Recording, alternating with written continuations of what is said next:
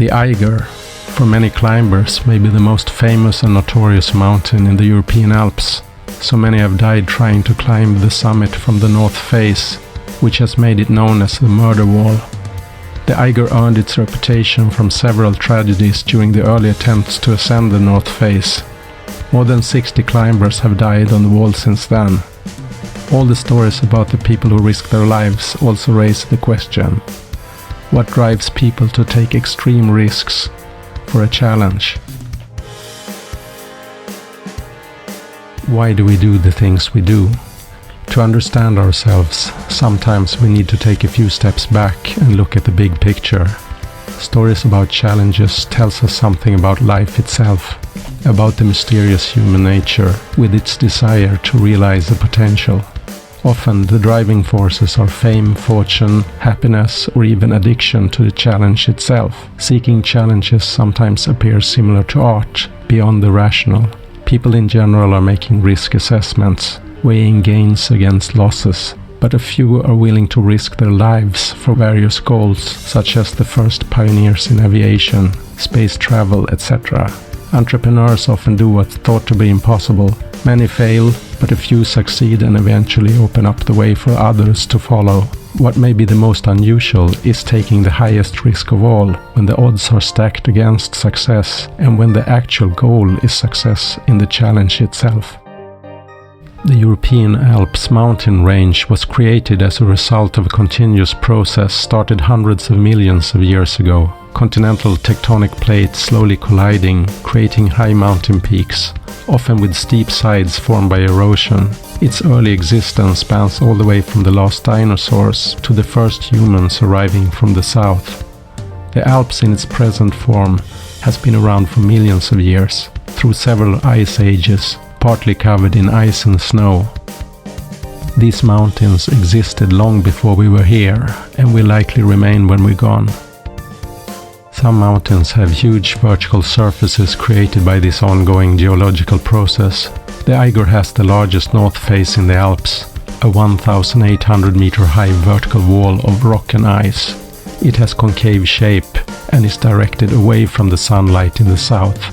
Like all other steep north faces, most of it is in perpetual darkness of shade with an almost mythological appearance. The Eiger is located in Switzerland, in the Bernese Alps, next to the village Grindelwald. It is the easternmost peak of a ridge which also includes the Jungfrau at 4,158 meters. Next to that is Mönch, the monk, at 4,107 meters altitude. The name Eiger comes from auger, probably related to the Latin term acer, meaning sharp or pointed. There is a train line from Grindelwald to the resort Kleine Scheidegg, which lies at 2,061 meters altitude. From there, it's easy to observe the north face of the Eiger, with its summit at 3,970 meters altitude. From a hotel at Kleine Scheidegg, observers and representatives from the press were able to follow the early climbing attempts in real time through telescopes.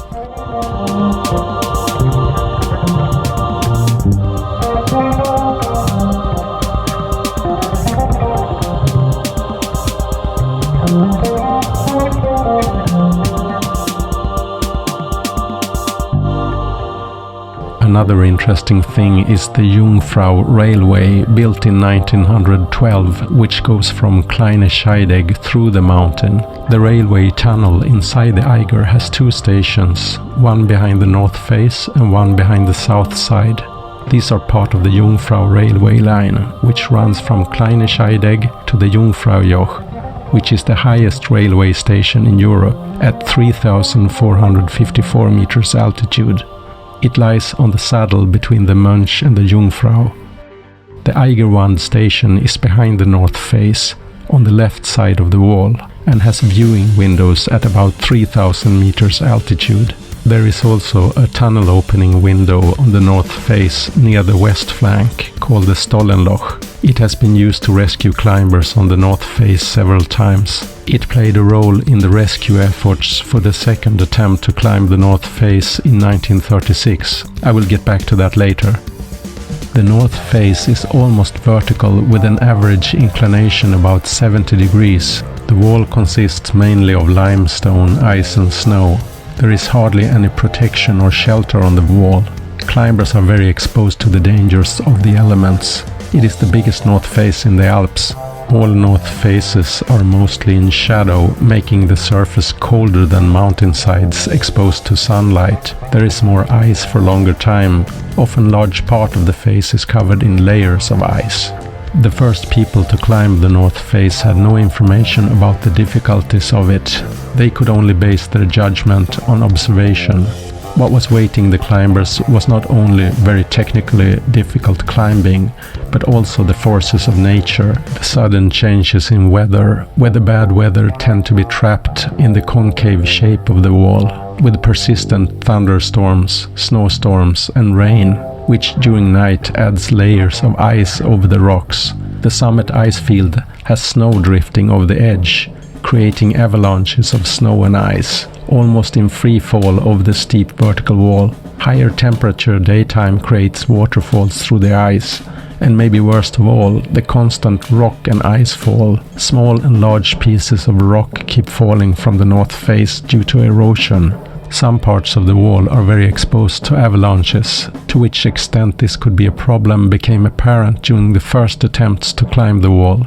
Another problem is sections with overhang, sometimes over ice, which makes it very difficult to climb and more or less impossible to descend. Long exposure to the elements is always a danger on the north face of the Eiger. All these factors combined can sometimes turn the north face into a trap from which it's difficult or impossible to retreat. That also became apparent during the first attempt to climb the wall, and also for two climbers in 1937 who went out for a one-day test climb and got stuck on the mountain for days in bad weather without supplies.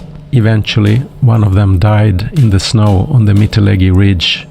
Because of the history and many tragedies on the wall, almost every rock and ledge has a name from the early attempts to ascend to the summit of the north face.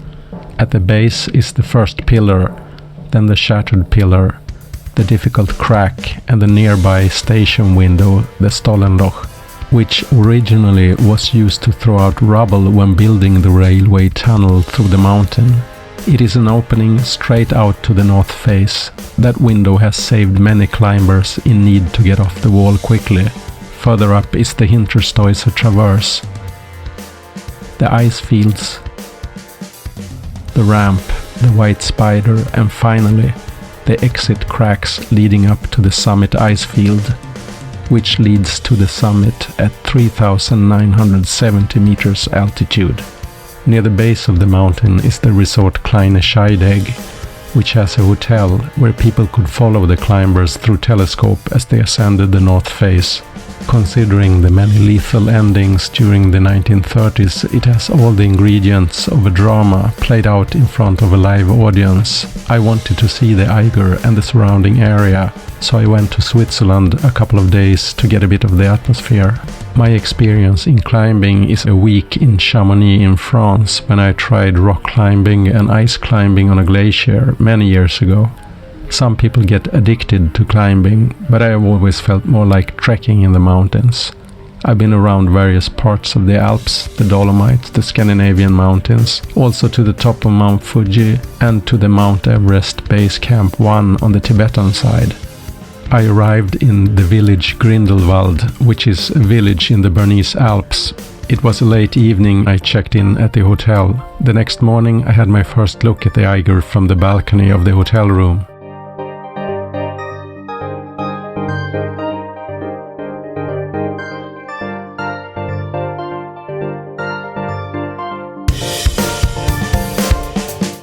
After breakfast I went to the train station to go to Kleine Scheidegg. Once I arrived there, I got the famous view of the north face and its surroundings. It is striking how almost all views in the Swiss Alps look like perfect postcards. It is possible to go from Kleine Scheidegg by Jungfrau Railway through the Eiger up to the Jungfrau Glacier, I didn't do that. Instead, I wanted to take a walk around the area. Kleine Scheidegg and its surroundings are very touristy and easy to walk around. The intention with my visit was to see the Eiger, so I was perfectly satisfied with that.